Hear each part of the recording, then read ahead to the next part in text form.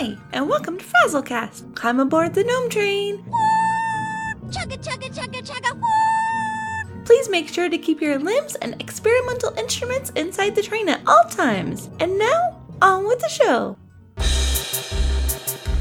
A podcast by a Blizzard fan gnome about World of Warcraft and geeky stuff. I promise you, they do talk about the World of Warcraft. They just go off the rails sometimes. I'm Frazley, and I am joined by Skune of Slackers Studio, who is now a part of Dragon Powered Studio. So happy to be so as well. I've loved the camaraderie and the back and forth. So on this episode, I'm going to get to know Jack or Skune even more. I want to learn about their gaming history to their podcasting. Epicinsanity, what time is it? It's time to go around the table. Great idea. So what have you been up to recently? I've been a lot of my time, I'm not going to lie, it's been spent playing WoW Classic. I've been working really hard. I've been doing a part-time job. I'm actually changing my industry. So I am a visual effects artist, but I'm actually trying to see if I can get into the police. Basically, I've come out of the industry, finished my last contract in June. I've got a part-time job, basically as like an amateur butcher, and I'm trying to work my way slowly into getting to the police. I've got my next assessment on the 2nd of October. So hopefully that's like, you do interrogations, you do, I think there's like about 5 or 7 assessments you do at this day centre. And what they do is every time you do this assessment, you get judged from 1 to 5. Considering how I do on the day, it might be after that, they might get you to do a physical. And then after that, you might have to do all your kind of personal background checks. It's all quite exciting, but it's such a change. Honestly, the last few months of my life have been so up in the air. But to be honest, it's quite exciting as well. Do you know what I mean? What brought about the change from the visual effects to the police? Absolutely. It's a weird thing. Everyone always, especially everyone kind of wants to stay in the industry that they've trained in. I did visual effects at university. I have a BA Honours in visual effects, 3D visual effects to be more exact. And I did that. I've been doing it for about 3 years. But I felt like I've bounced from place to place, been in post houses, I've been in agencies. So I worked for McCarran Erickson for a year. And it got to this point where I didn't feel like I'm kind of breaking through yet. I've been kind of sweeping the air because whenever you go to a new place, you always have to learn new software and then apply that professionally. So I've been doing this for about 3 years, and my kind of head said, well, I don't feel like there's a lot of corruption. There's a lot of other bits that I'm not very happy with the industry. If I try something else, there's two sides of it. There's either I could try something, and if it fails, I just stick with VFX and I have no complaints. That's my career. That's what I do the rest of my life. Or I get into something else, and that's a completely different that's a career path. So it's an interesting sort of side, but it's one of those things that if you do a job and you always think, what if? I don't feel like you really give yourself fully to that job, because if that what if is always lingering, you're not sure. It means that there's something blocking that. So that's kind of the entire point of this, is to try and kind of find out if this is what I want to do. And if I don't go down that path, then, by God, that's what I do. I go back into VFX full time. And it's always great to have that on the side. Like, I'm actually, even though I'm doing this part-time job, I am doing freelancing on the side, and it's kind of working quite well. So I don't lose the love for it, but I'm still going, if you know what I mean. Yeah. You won't be the first podcaster I know in the Blizzard community who would be a police officer and a podcaster, because Kevin of the Darkmoon Herald is also a police officer. I was going to say, I think our remits would change, would be very different, but I'd love to hear some things from him actually on it and how he kind of went down that path. Of course, my fellow podcaster Ed's done a very similar thing, and he's moved away from editing at the moment, and he's doing another job, and he's enjoying it massively. I think maybe next time we bring him onto the show, he'll be able to explain all. Nice. But yeah, so I've been doing that. That's kind of in terms of the real life sort of stuff. I saw It 2 yesterday evening, the horror film, the second one. Yes, that's the one with the balloon and the sewers, right? It's like all the evil face and stuff like that. It was actually really awesome. I mean, it's had lots of different reviews. Empire magazine gave it a 5 out of 5. So when I saw that, I mean, I love Empire, so I was like, I've got to go watch this film. I super enjoyed the first one. I'm not going to give anything away, of course, but it felt very different in its composition. So there are comparisons to the old references of the first film, but because all the characters are now grown up, and that's the only thing I can really give away, there's a lot of references to kind of that growing up phase. So the children in the first film have to face their horrors of their youth. The adults in this new film have to face those horrors. So it touches on issues like suicide, homosexuality, kind of growing up. One of the guys stays in the town and kind of grows up in the town surrounded by this kind of fear. The others kind of try to go away and, forget it. And they're all kind of brought back to deal with this evil, this horror. And so I felt that it was actually really well put together. Of course, it was a book, and I'm sure loads of people are saying, "Hey, read the book before you see the film." Really sorry, I've not done that yet, but I've heard Stephen King is one of the best novels. But yeah, I really enjoyed it. I thought it was absolutely fantastic. My friend Kate, who I went to go see it with, was literally hiding behind her soda the entire time because, we said to her before we went in, we're like, it's not that bad. It's not that bad. And even though she can't handle with those. I don't think she can handle with those at all. So it was just delightful seeing someone's genuine, you always see those trailers on TV and people always doing the shock horror things. That actually happens. It's great to actually see that happen. I love that. Oh, it made that film just so much better for me, seeing that genuine reaction of fear. She hates that clown, with many expletives, which I'm not going to say. But yeah, so I saw that, thought it was a great film. Heavily recommend it for anyone. If you watch the first one, you'll enjoy the second one. I've also been playing Classic WoW. Ooh. Surprise, surprise. My character's called Skune. He's now level 48. I'm working towards level 49. I'm a undead warlock. So, as demonic as can be. Been so super enjoying it even. How the guild started was I was very hungover and I was watching my friend's birthday a cricket match he had. And so he asked me to come along watch, and I was just chatting to somebody else, one of his friends, and we're just kind of talking about what we're doing with our lives. And at the time, we were both unemployed. So it was like, what are you going to do with your time? I goes, I don't know. I might play some games. I'm like, yeah, WoW Classic is going to pretty much soak up my life. And he goes, wait, you're going to be playing WoW Classic as well? It's like, yeah. He's like, all my friends are playing WoW Classic. Do you want to start a guild? And that's literally how it happened. So at one hungover cricket match, we started this guild called There and Back Again. And we've kind of gathered all these people. And what's so magical about this is that everyone started from the beginning. And all of my old friends who I haven't played with for about 5 to 10 years have all just come out of the woodwork and are playing with us every night. They're online. And people who I haven't spoken to in such a long time, we're all kind of there, all this camaraderie. We did Moradon last night. We've been doing ZF runs for all the way from, 40 to 50 because it's one of the best ways. Anyone who is doing that from 40 to 50, if you could do ZF graveyard runs, it's super great XP. It can be a little bit boring, I'm not going to lie. But, doing that with a bunch of friends, messing up and wiping and, having a bit of a laugh, it's just absolutely changed. I've been waiting for it for such a long time and it hasn't let me down at all. I've super enjoyed it. Have you played any Classic at all? Oh, a ton. Like I've been just enjoying like so much of it. Like I've got a rogue who is now level 20 and like I finished up Silverfine Forest. I'm over in the Barrens now. Oh, brilliant. And then I've got a gnome mage that I didn't get a lot of time this past week because when the day I was going to go into it, the queues were so long. I was like, I'm not. Oh yeah. Yeah. So the queues have they've come off a lot on the European realms. I think the most I had was like a 5-minute queue last night. So I just made myself a cup of tea, which, reveals how British I am, I guess.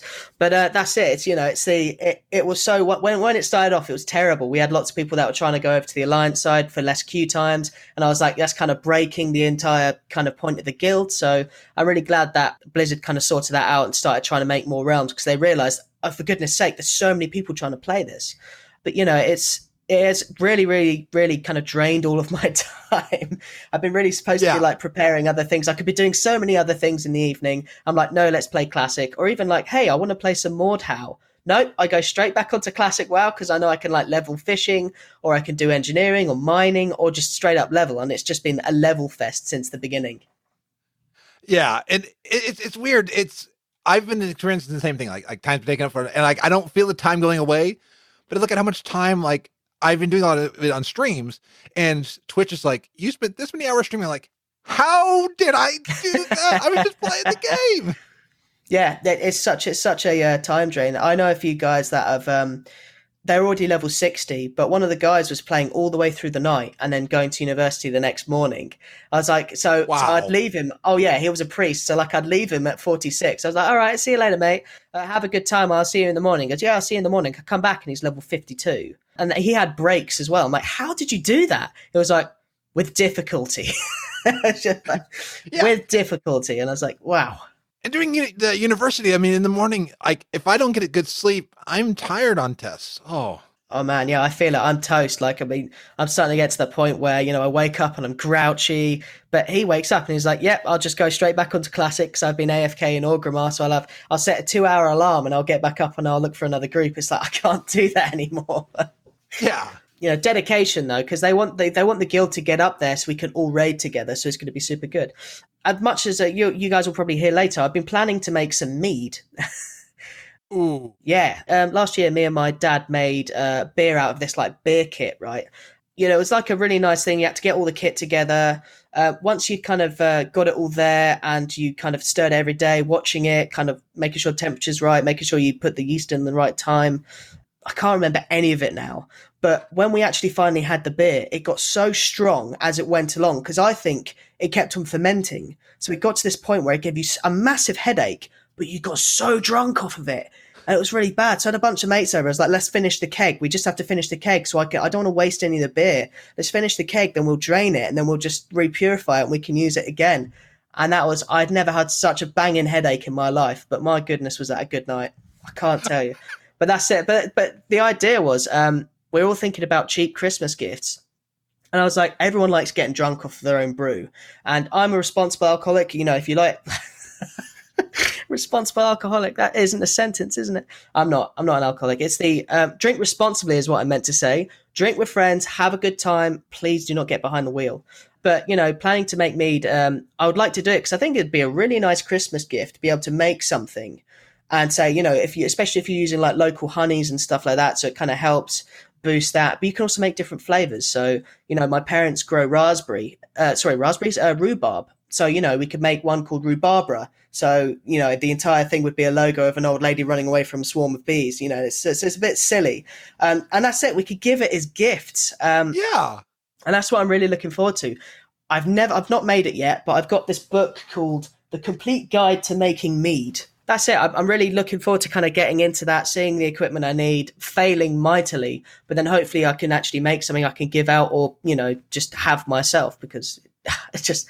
Yeah, it'd just be a great little adventure. And I love little hobbies like that. So how about you? How's your week? I saw Ad Astra. I won't go into it because it's one, you've got to see it. I hear people don't like the ending, but I get the ending. I understand it. I loved it. I loved the effects, but that's me. I mean, I'm suddenly easily impressed. Is that the one with Brad Pitt? Matt Damon. Matt Damon. Cool. Yeah. I'm wondering, why do we keep sending Matt Damon to the moon? It's space. Yeah. He's always in space. Matt, come down to Earth. Come back. You've been to Mars. Oh, you are right. Yes. Film knowledge of a film I've never seen. Oh, yeah. But you know what? I don't blame you at all, mate, because he is in so many space films. It is uncanny. He's always there, either as an evil guy in space or the really fun guy who's surviving in space. Or, they'll just put him there for memes in the future. He'll just be an Easter egg, just a Matt Damon-shaped rock. It'll happen. Yeah, I'm telling you. It's Matt Damon and Brad Pitt who go to space all the time. But then coming down from space a little bit, I found a new YouTuber. And, they're at least new to me, but they're called Buttered Side Down. Buttered Side Down? Yeah, it's like How to Basic, except there's like a skit and visual effects with it. And like... The one is like they're trying to tie their shoe and everything goes wrong. And there's actually a story. I binged all of them and I loved it. So their effects. So it's cool to see how they try to make the visual effects look realistic. That sounds right up my alley because I'm addicted to How to Basic. Oh yeah, if you're addicted to that, then like this was amazing. And now they're subbed, and I want every video that comes out now. And then I kept wanting to get a Switch, and people know that I've been tempted to get a Switch. Well, then iOS 13 came out, and a little thing called Apple Arcade came out. And I thought, okay, this is just Apple trying to cash in on games. I think I'm hooked because iOS 13 adds Xbox controller support and PlayStation controller support. And I can now hook up my Xbox controllers to my iPhone, iPad, TV, and my Mac once the Mac Catalina comes out.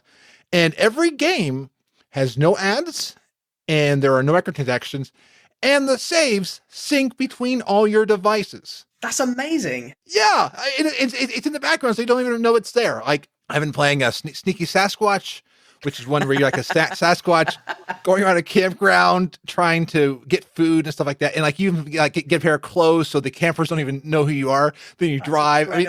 I played on my iPhone. Then when my iPad updated, I went on the iPad thinking, okay, I'll have to restart over. Nope, my save game was there. I was like, okay, this is it. Like, because I play my big games when I'm on my PC and Xbox. I mean, Yeah. when I say big, I'm not saying that these aren't big games, but I play like my games like WoW, Borderlands on here.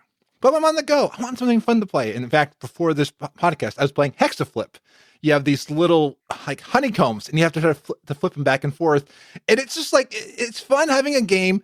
I can pick up any of these games for $5 a month, and I don't have to worry about am I going to be overcharged? Am I going to have to wait for energy to come back up again? And it's just fun to do on the go. That's perfect. And there isn't a Legend of Zelda game called Oceanhorn too, and it's also on there. That game, you do have to know when you're switching save areas because they do the cloud at specific places.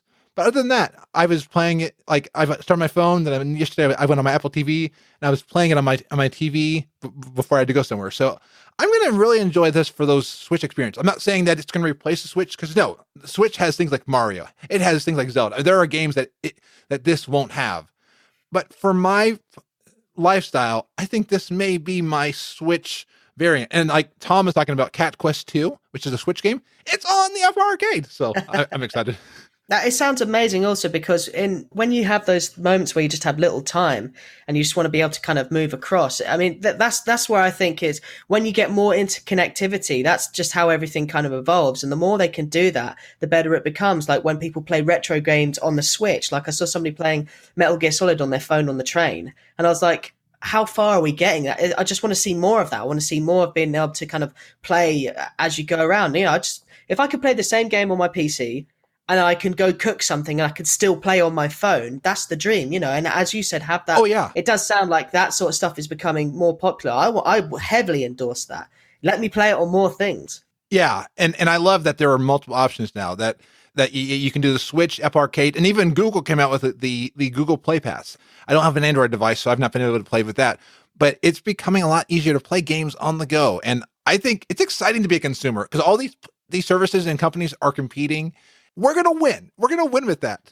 It's so good. Like when I was commuting up to London, I used to have like a 4-hour commute. So 2 hours in, 2 hours out every day. And most of the time I'd watch Netflix, but every now and then I'd catch somebody out like playing Hearthstone or something. And I was like, that is amazing. Being able to see people, even in the time which they usually loathe, everyone's just stressy on the train. They just want to get home. Being able to create that sort of space of comfort and doing able to play something and just kind of let your hair down is so important. Have more of that. It's fantastic, especially on mobile apps because everyone's using their mobiles. Of course, they're getting bigger and bigger and they don't fit in my pocket anymore. But I love that. It's still wonderful. And to have that is just a great boon. And I love that for mobile. Again, it's not going to charge me. That was like the winner that I'm not going to be like, yeah, that is the winner. Yeah. Oh, you need to pay us your entire soul to go on. Yeah. Do you want to buy this extra chest? Well, you're going to have to pay. It's like, no, come on. Just give me the chest. I paid for the game. Yeah. Give me my little reward. Give me that little dopamine, you know? Absolutely.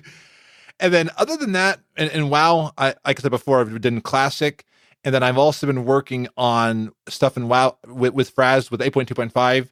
I finished the war campaign, and it was really cool. And with the war campaign, so the cinematics, the cinematics are top notch. They're amazing. So good, aren't they? They're so good. What I love, whenever I watch one of those cinematics, when I used to work in visual effects, I would always pull up game cinematics because usually we'd always have a client say something to us like, I want something which looks both cartoony and real. So you could say that it's real place. And usually I'd say, well, have you seen the Warcraft movie? That's pretty good for that. But I'd argue that these cinematics, like since the beginning, I remember when they released Old Soldier, you had Lordaeron and you could see the Alliance army in the distance with their siege towers and you could see the Undercity and I got shivers and I hadn't had that in such a long time watching this. I was like, it got me so hyped up because I was like, they've paid attention to detail. You know, even things like the Horde banner and the Horde banner gets raised in the dawn sun as they go out to charge. All these little things just add up. And, you know, when I'm looking at Southang, I'm looking at small things. I suggest you watch it. If any of you do get to see either watch one of the old ones like Old Soldier or the new one. I don't know how much we're going to talk about it, but look at the small things on his armor, like the leather straps. And not just that, all the little studs on those leather straps. All of those studs have scratch marks, which some artist has been able to put in. All of his skin has all of that, has subsurface scattering, all these wonderful additional things that they put. It's such beautiful art, and it's just glorious watching it. And I can imagine the people that have done it have not only worked their socks off, but they've put so much love into it, and it's so evident, and it's just beautiful. It's beautiful craft. There's an in-game cinematic, and then there's a CGI. That's the one. That's the one. Yeah. Yeah. Both are good. It's great what they've done with the engine. Oh yeah, because like the in-game one, I was like, wow, this is Warcraft. I mean, it looked good. Like, you can tell it's the engine, but it looked so good. And then the one that was out of engine, I for a split second was like, is this the Warcraft movie? I mean, I had that one split second. I had to ask myself because it was sweet as honey. That's it.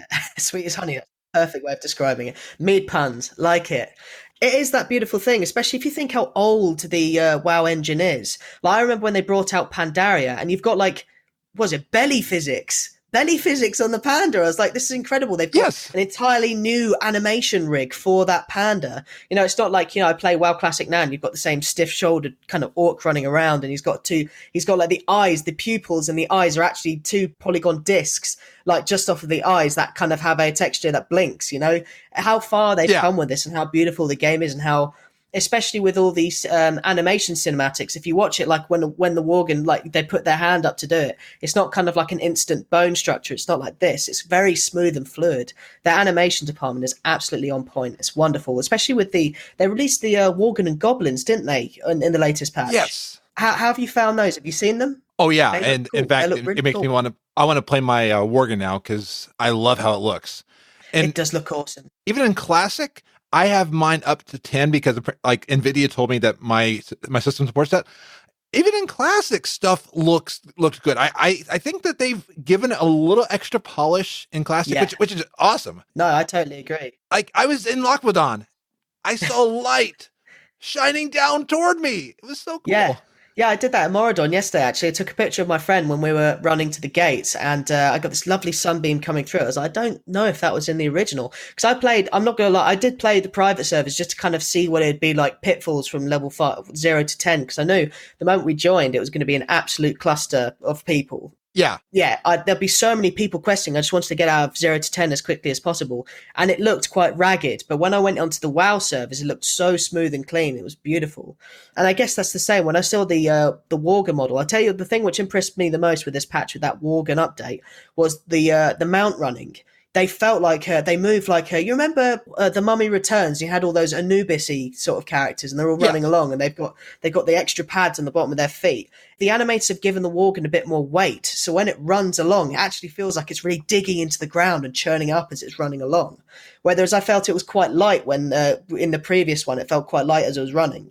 At least that was from me. I don't know what you guys think. I didn't notice that, and those are fantastic. That's why I like talking with somebody who does this for a living, because you see the details that I don't see. But it's also great to get an outside point of view, because I might be able to see these things and I could be quite super judgmental, but you might pick on something I might not know as well. Like, oh, have you thought about this? Look at their eyes. I love that the eye colors to do something with their lore, or there's always something that we don't know as well.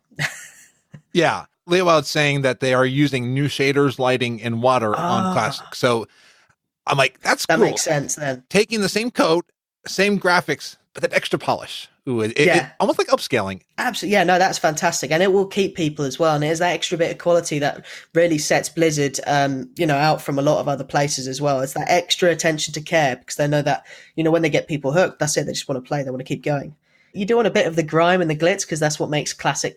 But, at the same point, smoother as well, especially considering how much we're upscaling now. I'm just a little sad that the ogres have butt flaps in Classic, because I remember the ogres pre-butt flaps. But, butt flap ogres. Yes. I think from what you've said, people can see that you love gaming. And I want to know, how did you get into gaming? It's a great question. Gaming has kind of always been there throughout my life. I've kind of lived in the middle of nowhere in Sussex. So when I was young, parents, I was a very hyperactive child, always running around. I'm sure you could probably tell from the pace I speak sometimes. But I remember them getting us a Super Nintendo when I was young, playing Mario all the time. there were advocates always to try and do these sort of things. So, they then got me and my brother a PlayStation 1, and we used to rent games. So it was always kind of a big factor in there. And I always loved stories. So I think one of the big ones that kind of hooked me into gaming was, say, things like Metal Gear Solid, where it's like you're playing a movie and you have all these actions, and it feels like, you're connected to a world. Whether it's, say here, you just kind of the hustle and bustle of normal life. I'm in the middle of the country. When you play a game, every world's different. You've got like a game called Medieval, where the main character is called Daniel Fortescue. It's a very Tim Burton-esque sort of world. So you got that sort of horror. Resident Evil, there are all these wonderful things to get you into. So, I mean, those are the two main platforms when you live in the middle of nowhere, is video games and films. So I'd say I got into it from an earlier age, but I'd actually blame my parents because they're the ones that also got our consoles. Of course, got a step family. My mother remarried, so Nintendo 64. We used to play like, was it Mario Kart and Pokemon Stadium and all those sort of games. So it's been there throughout my entire life, and it's always kind of, I'd say I'd been a gamer since I was quite young. And so, PC gaming only really happened in the last 10-15 years, but I used to play like Worms 2, Duke Nukem, I think it was Jedi Knight 2, all those kind of some of the older games, and Doom, of course, when it first came out. Half-Life was the biggest PC game for me. So yeah, how did I get into it? I guess, as I said, from a young age, it was kind of a build-up of consoles. And you mentioned like some of the awesome ones, like as you mentioned in 64, I'm remembering the Hey You Pikachu, where Pikachu, you were like, that game I was so excited for. It was a piece of crap, but Pokemon Snap, everyone just taking pictures of Pokemon, you can't even interact. But hey, that picture's really good. Thanks, Professor Oak, even though you've said that 5 times in a row. Yeah, here in the United States, they had a thing with Blockbuster. I took my cartridge and I got these little stickers of my Pokemon Snap stuff. I was like, that is so cool. That's awesome. I didn't know that was a thing. Yeah, it was over here, and for a little while, like they were garbage because they were like these little. You get a magnifying glass? I think that's Blastoid. But when you're a kid, that novelty is so huge. Yeah, and like I made this. This is me making the screenshot that they took a picture of. Like when your friend has that one magazine which has the guide to beat the game, and so you all share it amongst friends, and there's always pages torn out, stuff like that. It's always kind of a lovely part of growing up. So then, how did you get from that into Blizzard and World of Warcraft? You see, that was all down to the PC gaming. So when I was in school, my handwriting was atrocious. So what they did was they kind of got me a laptop to touch type. So I had to learn to touch type because I had what they call dyspraxia, which means that your motor functions aren't really up to scratch. And it didn't affect, I could play guitar, I could do backflips on trampolines and fall off and hurt myself. But my handwriting was always terrible. So they got me this laptop. And when I did that, I started playing games like, we had this site called NoClip, used to play like small games on it. And I found this game called RuneScape. So that was like an MMORPG. A lot of people might be quite familiar with it. It's quite famous now. So I played that for a very long time. And then I went to boarding school. So me and my co-host Ed both met there. We're both in ICT together, or IT. And he was telling me, I was like, RuneScape's great, but I've been playing World of Warcraft. Maybe you should try that. And it's really kind of where our friendship kind of started, was him telling me about Warcraft. I remember the first thing I ever saw of Warcraft was we were both in science together, and he sent me a picture of his warlock waving at me from Brill because he was at home. I think he was at home sick, and it was all, and it was just magical. It's like, that looks awesome. I really want to play that. What is that thing? It's like, it's called a Void Walker. I'm like, I want a Void Walker. How do I get a Void Walker? So that summer between like my last school and going to college, which is, I think is high school for you guys out in America, I got the battle chest, and I think it was about mid BC it must have been. I started, and I just played that entire summer. So that was it. It was that I was kind of hooked ever since then. It was like, I'd been playing RuneScape, which is this quite low quality in terms of graphical game, to suddenly this insane, massive world, and everything was fresh, and there's a story and there's a lore, and it has, of course, Warcraft 3 and a massive amount of backstory. It was like, again, when I was a kid, that wonder and that magic had kind of come back during that summer, which was so important. That's what hooked me with WoW too, is that world and that lore. I love the feeling that you have to explore, you have to travel to these different areas. Like, I remember going out of the starting zone of the dwarves, seeing Dunmorrow and hearing the music and be like, there's this whole area. Yeah, it's like this whole area of snow. And then when I went to Orgrimmar, I was like, I went as Alliance, so I died. But I was like, the orcs have a city over there. Oh, that's cool. And then when I went into the Undead City, I was like, whoa. I also died too when I went to the Undead City. My dwarf died a lot. A lot in that first part. I've done that. And that's it. Like things like what also made it really alive was I think the first time my friends like, oh, by the way, there's an event going on. It's called Brewfest. I was like, oh, cool. Is that like a year-round thing? It's like, no, it happens once or twice. I'm like, so you're saying they add in events, kind of like the RuneScape Easter event, but you know, it's always there, and there's loads of people. It's like, oh yeah, you go then. There's loads of characters getting drunk, being sick, riding rams everywhere. I was hooked. I was like, this world feels alive. That's what gave it such a, you know, all these guys patrolling the roads, PvP, and all the people helping you out. It's just such a different experience. I remember when I joined, Wintervale was going on, because I believe Wintervale, at least decorations, was in vanilla. Because I remember when it was starting, there was someone actually made a video, you know, like they had a Christmas song with the decorations around WoW, and I couldn't play yet because I didn't have the game. I was like, well, I want this. And then when I get in the game, I'm like, what had caught me in the beta was that the fact that everything was 24 hours. When it was night at home, or at least where the realm is, it was night in the game. Yeah. So cool. I always found it weird. I always felt like I was doing something wrong when I was playing during the day, because I was like, am I supposed to be working or doing something? It's always perennial night. Wow. I love that the night is actually dark. I need to go to get the inky black potion that Leo Wild and Vel have told me about from the Darkwing Fair, because when I'm playing Classic, I can't see when I'm outside, and I love it. I love at night. And also, have you noticed in Classic, people carry torches now? Lanterns, yeah. So I never even thought of that. That's a really good point. And it even comes up in the little, instead of like that little the calendar sign, it's literally like a sun or a moon as well. I forgot that was a feature in Classic. So what would you say is your play style primarily in WoW? I'm very much a casual kind of PvP sort of guy, especially with Classic. It does make you want to raid as well, so we are going to be raiding.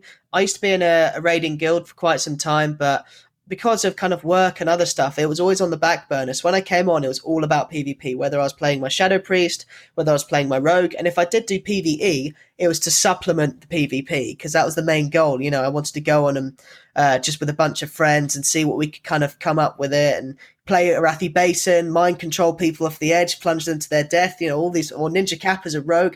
That was delightful to me, because it was a really good way of blowing off steam, and it was just, I liked that energy and that excitement, and everyone was in on it. I just loved that teamwork as well. So yeah, for me, it was very much the PvP, dungeoning with friends, a lot of leveling. I really enjoyed the leveling. So me and my friend Phil, I think we did like, one year we did like 10 characters up to 90, and it was ridiculous, but we had nothing. There was, you know, apart from raiding, it was just fun trying different classes. So I guess my playstyle is quite casual, but PvP and leveling. I definitely heard the PvP aspect on the latest Slacker Studio, because you're talking about how like people are ganking you and like trying to kill you, and like that's not my favorite style, but I see that people like it. I mean, and I'm glad that it's there for people that love it. Like when I've done war mode, very rarely. I keep meaning to do more war mode. I'm too lazy. I don't. But man, yeah. I remember one time I zoned in retail for sharding. I zoned in with them, and they said, you better run to the instance because people are going to try to kill you. I'm like, what? And literally, I said I zoned into where they were because it took me to their realm. Yep. Within seconds, people were trying to like, okay, people like this. Hey, that's cool. That's cool. That's it. There's so much hatred in it, but that's kind of what fuels it, is that, you know, getting a group together and just, I mean, let's be honest, it is, how can I make that guy's day a bit more difficult? That's just how it kind of goes down. I mean, we're on a PvP realm in Classic at the moment, and especially Stranglethorn Vale, you know, there's such a war zone there, but I kind of like it. Sometimes it's terrible for leveling, but when you have a group of 5 people and you could just claim an area and no one can get close, like, nope, no alliance here, and you just push everyone away, it does feel good. And sometimes it flips. Like, we were there for a good hour and a half, killing these mobs, and then this small army of the Alliance came charging up, and my friend just saw them, because the view distance is different in Classic. We just saw like a few priests, and then these warriors came charging in. There was about 12 to 15 of them, and we just got absolutely wiped. Couldn't res, no soulstone, nothing at all. We had to get res sickness and start back, and then get another raid going, wait 10 minutes, and then go in again. And that was the excitement. It was there, no, I'm going to get you back. I'm going to get you back. And it just kind of kaleidoscope effect until the point where there's just an absolute war zone. No one's questing. Everyone's just trying to murder each other. And because the next phase of PvP's out, no one's getting honor. There's nothing to gain from it, literally. But it is fun. I mean, that's kind of that's why for me that kind of play styles. But I get it. Some people just like the game, like the lore, like the quests. And that's what's so wonderful about war mode, is that you can have that option. I love the passion that you're talking about this with the PvP. So what would you say is your favorite gaming memory? I know that's hard, but I bet there's something that sticks out to you. Do you know what? The funny thing about my favorite gaming memory is it's not actually in a game. It was actually BlizzCon. I think it was about maybe 4 years ago. I traveled to see my friends in Southampton, and we just stayed at my friend's. He got the collectors. It was the BlizzCon where you got that really cool beer stein, collectible beer stein, and my friend Rasmus got it.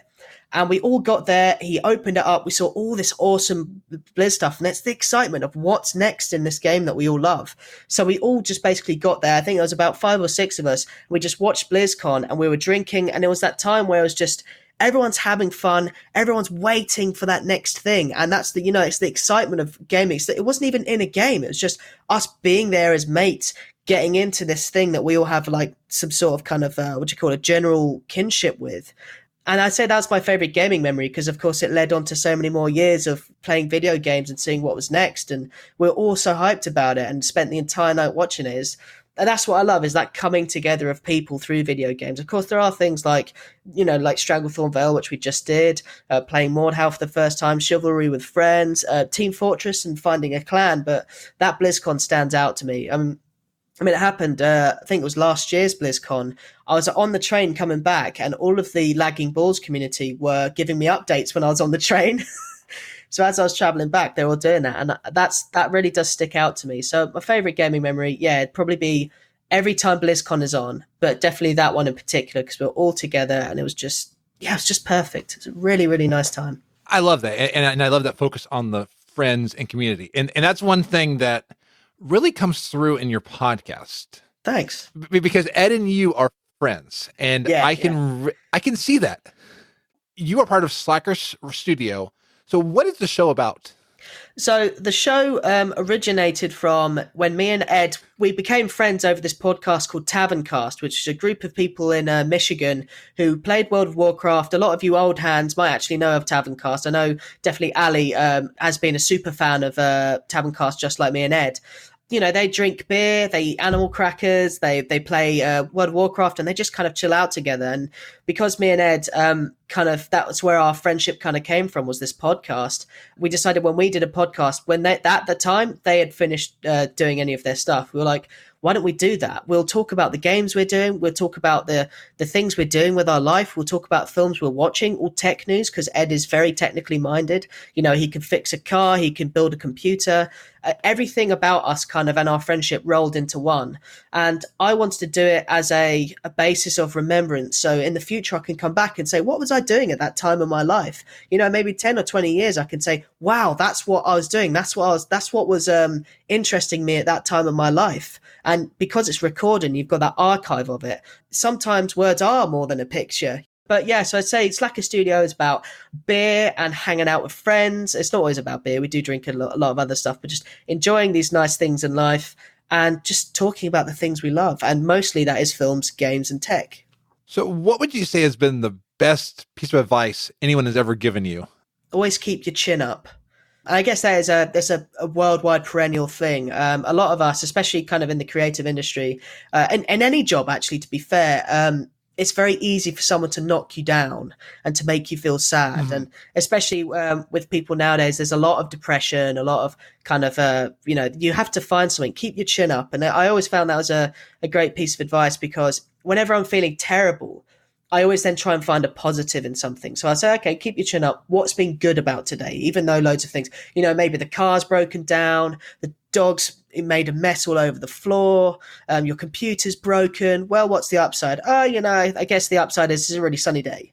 There always has to be something. Try and find something to overcome the bad. Because if you sit in the negativity, it will just drag you down. It's like, it's like one of the old gods from WoW. Just all those messages will go into your head and start taking you over. And if you heed to that, it will keep on going. So chin up, try and find something more. And hey, you can always take yourself out of a situation. Try and if you have control over it, say you're feeling angry, you have control to take yourself out of that as well. So chin up, fight on, find something. Say that to myself so much. I like that because in creativity and podcasting, there is stuff like a guest can't make it due to something, or the internet issues, and like someone's roboting. Not that would have happened at all this episode. No, And you have to find the positive. I'm having an afternoon cup of tea with a friend. I mean, and that's the positive. And I'm enjoying. We have people in chat like Vel, Leo Wild, Tom, Capo. I mean, just there's reasons to be happy. But yeah, problems, anything people can bring you down. Speaking of struggles, what has been the biggest struggle you've had to overcome? I think the biggest struggle I've had to overcome, and I've even had that recently, was overcoming feelings of self-ineptitude. When you're trying to do something, especially when you're trying, a lot of us try to be as perfectionist as we can with our life. We always kind of seek that sort of perfection, but it's okay to forgive yourself. So the biggest struggle is forgiveness, forgiving yourself for something that's happened, because we're very eager and easy to kind of say, oh, you're such an idiot. Why did you do that? Why did you accidentally put petrol in a diesel tank? I've not done that, by the way, but like things like this, we're so quick to blame ourselves for things. So I'd say the biggest struggle was overcoming that. I had a friend when I was on holiday with her. She was saying every time I went past her and I accidentally knocked something, I said sorry, and she said, "You say sorry too much." I was like, "I say sorry too much." She goes, "You you pushed aside a cup of tea and you said sorry to the cup of tea. That's how balmy that is. Get over that. Try and overcome those feelings of you're always going to be upsetting someone. You're not. It's fine. Most people are pretty chill. Forgive yourself and move on." So I'd say forgiving yourself does come hard, because when you do mess up, we always think of the worst, always thinking of the worst. And when you let that happen, it can override. The monologue in my head, you don't want to ever hear, because I'm always thinking like, am I good enough? I mean, I'm on a stream and I'm like, am I good enough? And in my head, I'm always tell myself the worst thought. It's a constant struggle to move past that. It's so tough. It is so tough. What advice would you give someone wanting to get into podcasting? Be you. Find what it is that your biggest strength is, because the more you try and script something, the more you try and force something, the more you force the you out of it. So find what it is that you want to podcast about. I mean, see all the things that you're doing, all of these, a lot of the podcasts you do, they're all about kind of looking to the positives, feeling good about yourself, bringing people together. That's so you. I mean, look at what the effects you've had on other people, all of your walking selfies. Every day you put a selfie on that lagging ball selfie place, and it just lifts the entire place. And that's what you just lift everything. And that's you. That's your imparting onto all these communities. And that's why everyone always says such great and wonderful things about it, because it is wonderful. You're helping, you're kind of pushing other people to kind of go out and do their thing. Like some other people say, I'll do walking selfies, or I'm going to do this because Frazley did that. That's the you. For me, it's like, loads of people say, hey, can you recommend me a beer? Or, oh, I saw that you're playing this game. Oh, you seem really, really, you seem to really like, cleaving someone's head off in Mordhau. Have you thought about like Shovel Knight?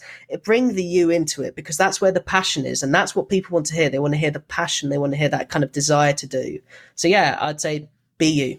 I like that, because when I first started the show, Chris of MMO Reporter told me they're not coming to you for the WoW news. They're coming to you for you, and that's been in my head that it's me, it's the guest, but the content itself is irregardless. I mean, it can't be boring, but it's the personality. Yeah, absolutely. Totally agree. And you're also an accomplished voice actor, and I talked with you on Be Great Today, episode 46. And you're also a visual effects professional, and this is stuff I can ask you about even more in the future. So in all these endeavors, how did you overcome the little voice in your head to do what you do? I found that overcoming the little voice in my head came with time, self-trust, and experience. So when you start off, that little voice is a big voice. But the more you challenge yourself, the more you press yourself into something, the more you kind of stand up against that big scary beast, wherever it is, the smaller and the smaller that voice gets to be. I mean, when I was in secondary school, when me and Ed were first mates, I was quite shy. So if it was something like voice acting, I remember they did Phantom of the Opera at our school, and I didn't want to sing because I had no power. I had no trust in my own voice. So I ended up doing sound and light. But actually, a part of me said, I could have probably done that role. Not the main guy, because he was very much typecast, but I felt like I could have actually gone into that play. And that was that little voice saying, nah, you shouldn't do it. You shouldn't do it. You might be embarrassed. You might find something. Overcoming it was kind of things like, okay, I've got my first job in a visual effects place. They're going to sit me down. Here's this job. All these warning things are going off in your head. What if I'm not good enough? What if I can't do this? Do I know enough? And then that part of you says, okay, calm down, come back, ask. If you've got an issue, ask someone, because everyone is willing to help out. So overcoming the little voice in your head is, I'd say the biggest thing of that is realizing that it's there and knowing that it's there and accepting that that is there. By accepting it, I mean like saying, okay, I'm panicking right now, but I know that that panic is that little voice and I can put that to a side. It's there. I can't push that away. I can deal with it though. It's the same with things like anger, panicking. So, okay, my hands are shaking and things aren't going well, but I know it's going to pass. And so I'd say that's where the experience comes in, and that you've seen it happen before. You've seen this kind of all roll around. Maybe you're really tired, you're angry, you want to lash out at your boss, but then you say, no, okay, let's bring it back. We'll do it. You promise yourself things like, I'll do this later. And it doesn't matter. I'll be angry now, but that will pass. So yeah, realize that it's there and work with it, sit with it, because emotions won't just kind of go away. Wow. I like that. And they're there, and you can't just ignore them, but you acknowledge it's there, and it's like, hey, I see you, and I'm not going to let you get to me. That's it. Hey, I see you. That's exactly it. That's it summed up perfectly. How about you? What do you think? How do you overcome that? You're like the happiest person I know. Oh no! In fact, before I did all this stuff, I actually had issues in like March of 18. I was struggling with a big bout of depression. I mean, it was trying to get through it, and like nothing I could do was getting through it. I just had to go through it. I was in a very low moment. I guess I've learned that at the end of the day, it's okay if I make mistakes. I've learned it's okay if people dislike me. I'm an acquired taste to some people. I'm like, hey, if you don't like me, that's cool. I will try to be entertaining, but if I'm not your cup of tea, there's plenty of other flavors out there. Enjoy what you like, and try not for me to people please. I'm trying to do the best I can, but I can't make everybody happy. Absolutely. That's such a tough thing to do, because if you feel like you failed one person, you failed the lot, but that's not true. One of my longtime listeners actually listened to the show because the first episode had technical difficulties. You're like, wow, you're human. I was like, but that was one of my, to me, with all the technical difficulties, I felt like I failed. But they're like, no, because of that, I found charm. I was like, okay. Yeah, it can't always be audibly perfect. As you know, of course, my terrible British internet has kind of shown us today. But what's cool is I've learned enough experience that the audio listeners who listen to the downloads should hopefully not know any of it. And I thank you to all the live listeners who have kept through all the technical issues. Yeah, thank you. You can blame Brexit. I'm joking. Yes. Sorry. Well, speaking of Brexiting and exiting, I think it's time for us to exit the show. So thank you for joining me on this episode. So exactly. So where can we find you around the interwebs? So you can find me and Ed on, I think it's Anchor FM. If you look up the Slack and Spotify, which is the Slackers Studio podcast, you can find us on Twitter, I believe, also at Slackers_studio. And if you want to send us any emails, like saying, Jack, sort your internet out, you can send that to the Slackers mailbox at gmail.com. So yeah, we're kind of around. We're also on the Dragon Powered Studio Discord network as well, and we should have a Discord link hopefully up soon to kind of our kind of hangout. I'm not gonna lie, it's mostly beers, gaming, and me and Ed kind of sending each other messages in general chat when we should be sending it in the secret ones. Usually a lot of insults between us, but it's good fun. But that's where you can find us. A lot of social media: Twitter, Discord, and Spotify, and we all at slackerstudio.co.uk. But yeah, so you can find us there, and it should have all the links there as well. Thank you very much. Thanks also, Frazley, for having me on. It's an absolute pleasure. And I'm going to have you back again. I'm going to do another afternoon cup of tea in the future. Oh yeah, I'm up for that. I think right now, do you want to head over to Brewfest to chow down on some sausage? I'll take the beer. I'll leave you with the sausage. Unless you get a buff from it, in which case, go ahead. It might help me with PvP. It might help me die less. Activating customized Orphan Safe transporter.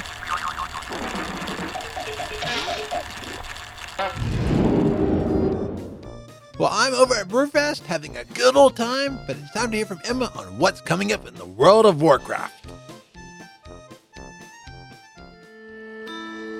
Let's see what the wondrous, mysterious Skillrock site foretells of the upcoming events in Azeroth. Thank you for joining us on Kilrug Site, the upcoming event for October in World of Warcraft. Dark Moon Fair starts October 6th to the 12th. Do you love gold rings? Is your aim good? Are turtles the only thing you think about? If you say yes to all three, then step right up and take your chance at Target Turtle. This is an easy daily minigame. You need to throw a ring on a turtle that walks around in the arena. The main goal is to do it 3 times, but if you manage to do it 10 times in one go, you will be rewarded a Triumph Turtle Tossing achievement. You will also get a new toy, a Dark Moon Ring Flinger. The toy flings rings like Sonic the Hedgehog hitting a spike. Good luck and have lots of fun. There's also many achievements, mounts, and pets and transmog to collect. October micro-holiday coming up are the Great Gnometrain Run will be held on October 12th. This is a very special event that started years ago before it was a micro-holiday. This event was to raise money for breast cancer. The reason why Gnomes was picked was for the pink hair. Another reason was because it showed no matter how small like a gnome can do big things to make a difference. For this holiday, I do encourage people to play a level 1 gnome with pink hair to continue that support. You do need the current expansion to pick up the quest in the new Tinkertown. The run will start in Tinkertown and goes all the way to Booty Bay. There are 34 gates to clear and you will get a little bit of gold by the time you finish. A lot of you have been playing Classic, so please join the fun and spread the awareness. Frazley will post a link for the Gnome Run. The weekly bonus event for October is Battleground bonus event, October 1st to 7th. Gain honor and battleground objectives, and winning gives you 50% more honor. Quest is to win 4 battlegrounds, rewards you conquest and 5 marks of honor and Azerite. Battle for Azeroth dungeon event, October 8th to the 14th. The final boss in the current expansion dungeon will award an extra item. Pick up the quest, and that requires completing 4 Mythic or Mythic Plus for an extra chance of getting an upgrade gear. Pet Battle bonus event, October 15th to the 21st. Triple the Pet Battle. Quest is winning 5 level 25 PvP Pet Battle for an Ultimate Pet Battles Training Stone. And mark your calendar for October 21st as it's the last day of Pet Battle bonus, and it's Squirt Day, the fastest way you'll level your pets from 1 to 25. Time Walking Dungeon event, October 22nd to 28th. Outlands, level 71 or higher. Also can queue for Black Temple with a group of friends. Finish 5 dungeon rewards you Azerite. Time Warp badges, currency for things in game. You can find the vendor in chat. Arena Skirmish bonus event, October 29th to November 4th. 50% more honor is rewarded. Win 10 arena matches for Azerite and Conquest. The main holidays. Brewfest is still going on until October 6th. The new things are Hearthstone Brewfest Raveler Hearthstone for 200 Brewfest tokens, Brewfest Chowdown Trophy toy for 5 Chowdown Champion tokens special minigame, a head transmog Garland of Grain for 150 token, a tabard of brew for 200 tokens, and they removed Down with the Dark Iron as the Dark Iron dwarves are now friendly allies. They have been switched out for different types of invasions. Hallow Ends starts October 18th to the 31st. All tunes over 118 have a chance to get the Horseman's Reins, which is the amount that you can receive out of the loot-filled pumpkin that drops from the holiday boss. A temporary mount is the Magic Rune. It is a wonderful mount as it's an instant cast mount that can fly if you have flying. If you're new to World of Warcraft, there are some neat decorations you can put up in your garrison. Also, one of the decoration, Creepy Crawler, will spawn a spider that has a chance to drop a sack of Spectacular Spiders toy. This holiday is packed full of fun things to do. Collecting candy from all the inns, putting stink bombs in the opposite faction, cleaning up the stink bombs in your own faction, and lots of pets, toys, and things to collect. That is it for Kilrog Site. Let's see what next month holds for the next month. Thank you, Emma. Let's look at what has been happening in the community. Awesome, let's do that. So seeing as BlizzCon is not that far away, I want to remind you about DitchCon and Con Before the Storm. So DitchCon is on Wednesday, October 30th from 8:30 to 1 a.m. It's free, registration is required on site. Come dressed as a villain and prepare for a fun time. There'll be drinking, mingling, and DJ Grains, along with swag giveaways and a Michael Jackson dance-off. Then Con Before the Storm is Thursday, October 31st from 5 p.m. to midnight. It's powered by Wowhead, free, no registration is required. meet guest personalities, podcasters, streamers, pro team, artists, and fan site creators. There'll be a fan art gallery, photo booth, World of Podcasts, and more. And then over on Wowhead, they've been doing a lot of updates. So there is no API in Classic, but Wowhead found a way. You know, data finds a way. You can now import your Classic characters' talents, gear, and track their quest progress. So there's details on the site, but you just have the Wowhead client, which I use to help keep the data on Wowhead up to date. You need to have upload character data checked on the client, and you must upload each time you log out. And Classic Wowhead now also displays more quest series data. It now shows related quests that aren't strictly part of that quest chain. So things like breadcrumb quests, future quest lines, and what other quests get disabled on your character by doing it. And you know, being a gnome, there's an event that I love every year, Running of the Gnomes. So this year, it'll be on October 12th on Scarlet Crusade US at 7 p.m. Eastern. There will be a donation link coming soon, so check the site as it may be up by the time this releases. I talked with Dravi on the show on episode 121. And this year, Running the Gnomes will benefit the Pink Fund, a group committed to providing financial support to help meet basic needs, decrease stress levels, and allow breast cancer patients in active treatment to focus on healing while improving survivorship outcomes. Well, this has been another packed episode of FrazlCast, so I thank Skune for joining me on this afternoon cup of tea. I had a great time talking with him. And I haven't been slacking off, as on the same day I recorded it, I was also working on a new podcast called Dear Frazley. It is your 2-copper newspaper advice column, so you can find it at dear.frazley.com. Send in your questions to dear@frazley.com or tweet #DearFrazley, and I respond to your advice as best as I can. And I want to give a shout out to Spaz Wesson. They said that they were rocking out the Backstreet Boys with the wife during an event. And I want to thank my great friend Tosh Mifune that sent me a shirt that says I'm an alumni of the Half Hill Agricultural College. I proudly wear this. Thank you, Tosh. And over on Twitch, I've got an update on the road to Fooey. We got the Fooey emote unlocked! It's been finished by Sir Onion Knight, and I've sent it to Twitch for approval.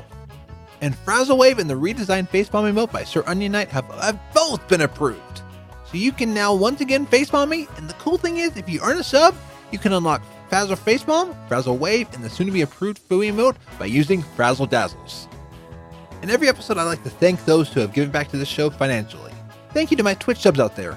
Ali, Alessander, Amanda, Capo, Cogspring, Crunk, Gia Miabia, Jen, Karenzi, Chris W, Leo Wild, Maiko, Paroy, Resurus, Seek Chat, Sir Onion Knight, Space Budgie, Sinister Gaming, Tom, Thorn, Felicio, Winchester, and Zortz. And thank you to Capo for the bits. If you want to support the show financially, please go to support.gnomepodcast.com. And if you have Twitch Prime through Amazon Prime, you can use your free Twitch Prime subscription to get a sub on my channel. And I updated the merch store with the help of Sir Onion Knight. You can find it at gnomeshirt.com. So I've added the Gnome Train as a shirt, as well as the long sleeve and hoodie versions of the shirts. And there are now stickers of the Gnome Train and Brie Awesome. Oh, and there are now socks, which you can thank Tom for. All of your support goes to help supporting this labor of love. Thank you so much. Well, I am Frazley, and you can find the show at gnomepodcast.com. So until next week, be awesome. Musicians find change to famous song to be more than a minor matter. It's the Overly Dramatic News. I'm Hunts the Wind. As the months have passed since Sylvanas Windrunner became war chief, she has found ever more demanding ways of asserting her control on the various races that make up the Horde. Many of these are standard authoritarian fare, such as demanding loyalty to her alone instead of to ideals such as honor. But with rumors of rebellion swirling, some of her edicts have become rather, well, odd, and have extended into areas that one would have thought were completely non-political. One recent example, music. The war chief has made it be known that all Horde music must be in minor keys to instill fear and unease in enemies that hear it. Now, for some songs, this isn't a change. The Lament of the Highborn, for example, is already in E-flat minor, which completely suits its haunting story. But the edict has two additional parts. First, to emphasize that Horde tunes are in opposition to Alliance music, the standard key notation must be reversed, so the Lament is in minor flat E. Second, the use of flat has been banned, as it is not warlike enough. Thus, the iconic song of the Banshee Queen must now be transposed 2 steps up and written in minor sharp E. Broadcasting across all Azeroth, I'm Hunts the Wind. Check out the archives at overlydramaticnews.com or follow me on Twitter at Hunts the Wind.